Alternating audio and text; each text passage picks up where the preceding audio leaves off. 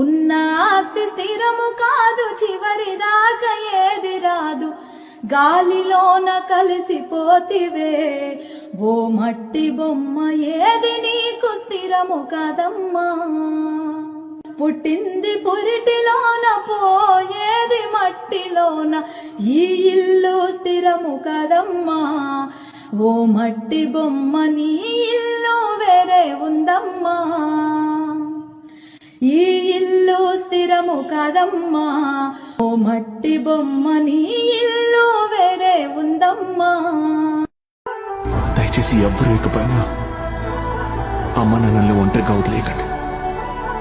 ఆశ్రమంలో వదిలేసి ఏ గుడికి వెళ్ళి ఏం వేడుకున్నా ఏ దేవుడు మీకు ఏమీ ఇవ్వడు. అనాథాశ్రమంలో వదలడం మాత్రమే తప్పు కాదండి, ఇంట్లోనే ఉంచుకుని సెల్ ఫోన్కి ఇచ్చే మర్యాద కూడా అమ్మా నాన్న